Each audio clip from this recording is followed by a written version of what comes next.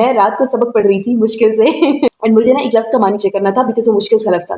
सो मैंने मोबाइल उठाया and believe me मुझे पता ही नहीं चला कब मेरा घंटा गुजर गया। मैं इंस्टाग्राम, टिकटॉक, उसके बाद फेसबुक, यूट्यूब, लिंक्डइन में हर चीज़, इवन कि मैं अपने फ्रेंड्स के तमाम मैसेज जवाब दे रही हूँ। मुझे बिल्कुल नहीं याद था कि भाई मुझे किसी ना लफ्ज़ का मानी चेक करना था और मैं कुछ सबक भी पढ़ रही थी। सो उसके बाद ना बजाय पढ़ने के I was in a research mood. तो मैंने बोला कि ऐसा क्यों होता है कि मोबाइल फ़ोन जब हम खोलते हैं तो हम इतना गुम मुगन से हो जाते हैं, बट हम बुक खोलते हैं तो कभी ऐसा नहीं हुआ कि मुझे पता ही नहीं चले घंटा गुजर गया हो। मुझे तो एक मिनट का पता चल रहा होता है कब तक मैंने बुक खोली और कब तक नहीं खोली।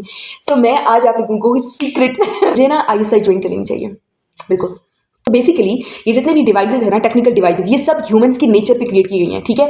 हम ह्यूमंस को अल्लाह ने इस तरह क्रिएट किया है कि हमें हमेशा ना रिवॉर्ड जरूरत होता है। तो हम जब मोबाइल फोन उठाते हैं, कोई ऐप निकालते हैं, तो वो हमारा एक एक्शन है, राइट। और रिवार्ड किस शक्ल में मिलता है? रील्स पे रील्स, रील्स पे रील्स, रील्स पे रील्स।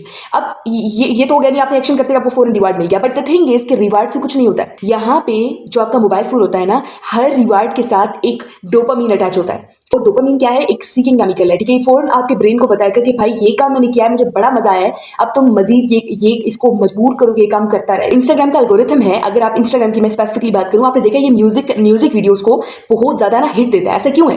बिकॉज म्यूजिक सबसे बिगेस्ट सोर्स है डोपामीन का, ठीक है। म्यूजिक डोपामीन की जान है, अगर म्यूजिक नहीं है तो डोपामीन नहीं है।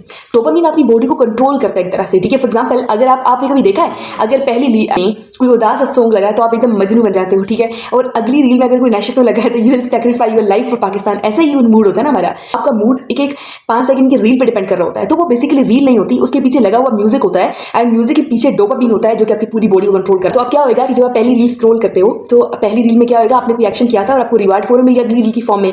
एंड दूसरी बात, पहली रील में डोपामीन थोड़ा कम होएगा, फिर ये डोपामीन का इजाफा करते रहते हैं और ये इतना ज्यादा इजाफा करते हैं कि आपकी बॉडी ना बिल्कुल नशे ही बन जाती है, एडिक्ट हो जाते हो आप, ठीक है। और थर्ड चीज इज वेरी इंपॉर्टेंट, देखो हम ह्यूमंस जो है ना, हमें बचपन से हम क्यूरियस रहते हैं। आप छोटे बच्चे को देखो, ये ask a lot of questions, ठीक है। वो हर बात पे सवाल पूछेगा आपसे। बिल्कुल इसी तरह से जब आप एक रील देख रहे होते हो ना, तो यू ऑलवेज क्यूरियस कि व्हाट नेक्स्ट, इसके बाद क्या होगा, इसके बाद क्या होगा, इसके बाद क्या होगा। ये आप इस क्यूरियोसिटी को यूज करते हैं जगहों में, बिकॉज उन्हें पता है कि ह्यूमंस जो है ना, ये इसी तरह ही कनेक्टेड रहते हैं कि इनको क्यूरियस रखा जाए कि आगे क्या होगा, आगे क्या होगा, ठीक है। आई वाज जस्ट थिंकिंग कि अगर हम लोग ना क्यूरियस रहें स्टडीज के बारे में, बजाय कि हम पढ़ाई एग्जाम्स के लिए करें, हम इसलिए करें कि भाई ऐसा काम क्यों होता है। फॉर एग्जाम्पल, अगर मैं बायोलॉजी पढ़ रही हूँ तो बायोलॉजी में बजाय ये पढ़ने के कि भाई मेरा पेपर है, मैं ये पढ़ूँ कि हम भी तो मदर के वूम से आए हैं ना, तो हम किस तरह हमारी लाइफ वहाँ पे थी। This is the biggest wonders of Allah सुब्हानहू तआला, ठीक है, सुभान अल्लाह। सेकंड, अगर मैं अपने आप को रिवार्ड दे, बजाय ये कहने के भाई तुमने तो 2 सफ़े पढ़े हैं, पूरी बुक पढ़ी है, इट्स ओके, टेल योरसेल्फ कि मैंने 2 सफ़े पढ़े हैं, this is the very good thing, ठीक। एंड लास्ट थिंग, डोपामीन आप अपना इफेक्ट कर सकते हो। मुझे ऐसा लगता है, फॉर एग्जाम्पल, अगर मैं मेडिकल से हूँ तो मेडिकल के लोगों के इर्द गिर्द को सराउंडेड रखूँ।